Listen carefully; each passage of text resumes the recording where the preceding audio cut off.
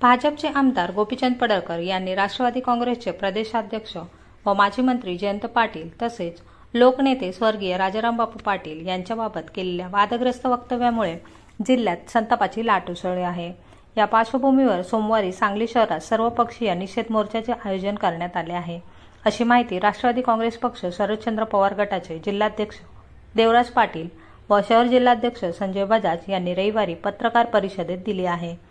यावेळी बोलताना देवराज पाटील म्हणाले, पुष्पराज चौकातून दुपारी 1 वाजता सुरुवात होणारा हा मोर्चा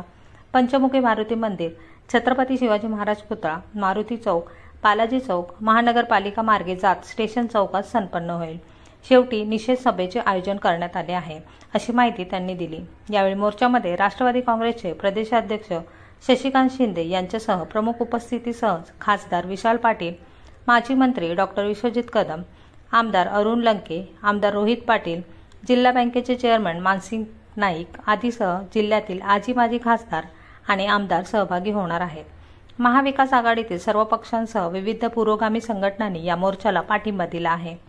आयोजकांनी सांगितले की पडळकर यांचे वक्तव्य हे केवळ एक नेत्याचे नाही तर सांगलीच्या पुरोगामी परंपरेचाही अपमान आहे।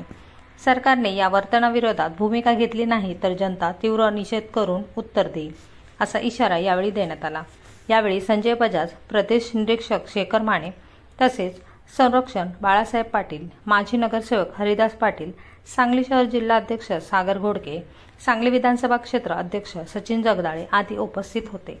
उद्या सांगली जिल्हा या सगळ्या जिल्ह्यातल्या जनतेला आम्ही सगळ्यांनी आवाहन केले, सर्वपक्षीय निषेध मोर्चा ज्या काही घटना या ठिकाणी घडत आहेत या जिल्ह्यामध्ये त्या सगळ्या घटनेचा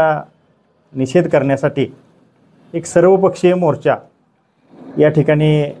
काढला जातोय। 1 वाजता या मोर्चाची पुष्पराज चौकातनं सुरुवात होते आणि याची सांगता पंचमुखी मारुती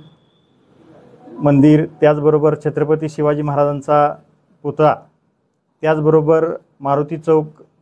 बालाजी चौक हे सगळं घेत महानगरपालिका आणि त्यानंतर स्टेशन चौकामध्ये या मोर्चाची सांगता सभा या ठिकाणी संपन्न होते। यासाठी राज्यातनं महाविकास आघाडीचे नेते तर येणारच आहे, पण त्याबरोबर पुरोगामी विचाराचे या राज्यातले अनेक नेते या मोर्चामध्ये सहभागी होणार आहेत। यामध्ये प्रामुख्यानं राष्ट्रवादी काँग्रेस पार्टीचे प्रदेशाध्यक्ष आदरणीय शशिकांत शिंदेसाहेब, या जिल्ह्यातले खासदार आदरणीय विशाल पाटील दादा, त्याचबरोबर माजी मंत्री डॉक्टर विश्वजित कदम साहेब, आदरणीय आमदार अरुणांना लाड, आदरणीय आमदार रोहितदादा पाटील, जिल्हा बँकेचे चेअरमन मानसिंग भाऊ नाईक, त्याचबरोबर या जिल्ह्यातले आजी माजी आमदार जे या जिल्ह्याचा विचार जपण्यासाठी राज्यामध्ये आणि देशामध्ये काम करतायत ते सगळे नेते मंडळी आणि राज्यातले अनेक खासदार आणि आमदार या मोर्चासाठी येत आहेत। पक्षाचे काही फ्रंटल सेलचे अध्यक्ष आणि त्याचबरोबर पक्षामध्ये काम करणारे राज्यस्तरावरील सगळे नेते या निषेध मोर्चामध्ये आपलं मत व्यक्त करण्यासाठी, या प्रवृत्तीला थांबवण्यासाठी, या प्रवृत्तीला कुठंतरी या राज्यात थांबवलं पाहिजे या प्रमुख भूमिकेनं या ठिकाणी या मोर्चामध्ये आणि सभेमध्ये येणार आहेत। ह्या मोर्चाची मोठी अशी व्याप्ती आहे,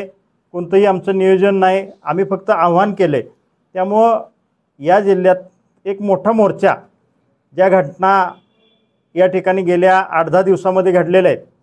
त्या घटनेचा कुठेतरी चौकशी व्हावी आणि त्या चौकशीच्या अनुषंगानं आणि जी काही वक्तव्य लोकनेते कैलासवासी राजारामबापूंच्यावर, त्याचबरोबर आदरणीय जयंत पाटील साहेबांच्यावर आणि अन्य काही नेत्यांच्यावर सातत्यानं केली जात आहेत, त्यामध्ये आमचे नेते आदरणीय पवारसाहेब आणि या सगळ्या नेत्यांच्यावर जी वक्तव्य खालच्या पातळीला जाऊन केली जात आहेत त्याचा कुठेतरी निषेध आता सार्वजनिक स्वरूपावर सगळीकडे तर होतोय,